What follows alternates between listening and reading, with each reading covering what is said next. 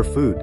And this is not a screed about your diet. If you're shocked by anything occurring in America at this time, your food, I mean that literally and metaphorically, you are an expenditure in a long-laid plan to upend democracy and institute a new world order. What is food? It's a term used by those who occupy the darker corners of the world to mean a person or thing that is used to buy or feed a certain lifestyle.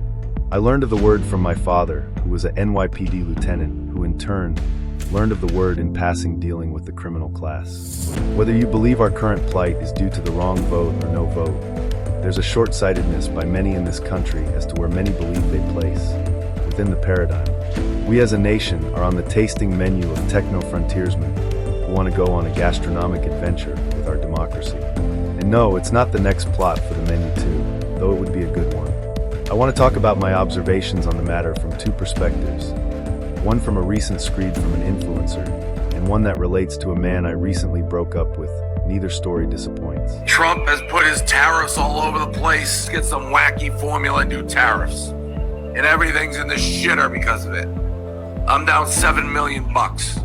Surely many of you bear witness to the viral meltdown of influencer bro Dave Portnoy, the three-time Trump voter, sports betting analyst, and pizza czar or influencer.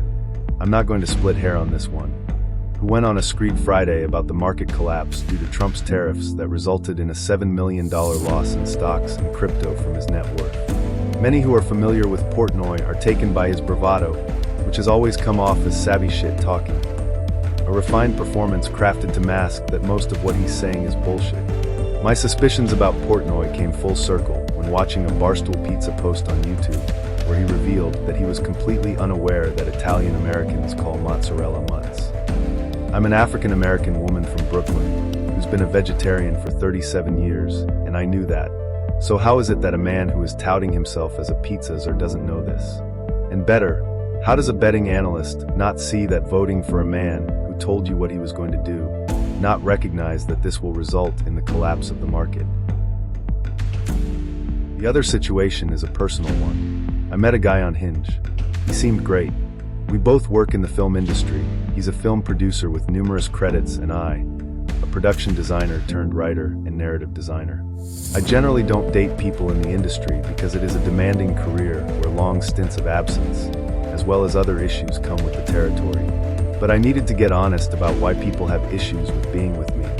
The same reason why I don't date industry people, and decided to go in another direction and date my kind.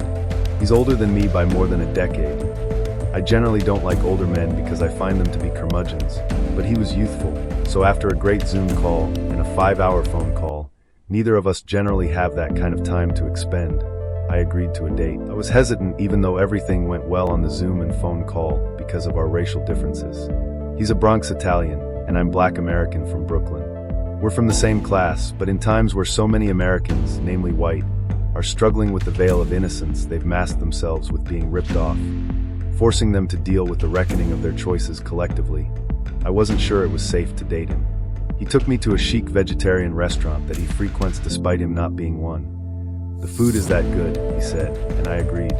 We spoke often in between keeping with one another's lives, but when got on the topic of the upheaval in the country, which led to a discussion about his investors, he admitted they all voted for Trump, and they were in awe of what was occurring in the country, stating that they voted for him because of the tax breaks and were relying on Congress and the judicial system to rein him in with the other claims. I told him I didn't believe their reasons for voting for Trump. This started a bit of a tiff between us. There was no yelling or any attacks, just a conversation. So, I asked him if he believed that their explanation, and moreover their shocking disbelief in what was occurring in this country.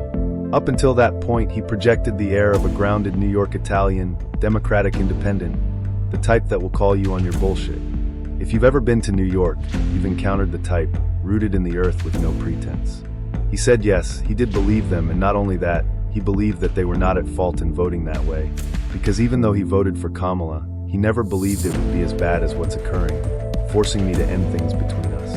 It's okay for you to take their money, but I will not be intimate with a man who holds such beliefs as an African-American woman. It will get you killed. I told this rather long story to talk about the top-bottom shock and awe being experienced by many in America who went along with an obvious scheme put forth by Trump because they believed they were part of what Willoyd described as an group that you protect but do not bind, but discovered that have been added to the outgroup in this country that you bind but do not protect. The mourning that is occurring in this country by those who have discovered that their names have been added to a file marked food, expendable, pawns that are being used to achieve an end, and the paralyzing shock, denial some would prefer, felt by many in their subsequent impotence, is the single crux standing in the way of revolution in this country. Though I take no solace in this revelation, I think we need to wake up as a country and realize that we as a nation are on the tasting menu for oligarchs needing to satiate their appetite for an obscure form of governance that benefits the few at the expense of the many. And that doesn't sound very appetizing to me.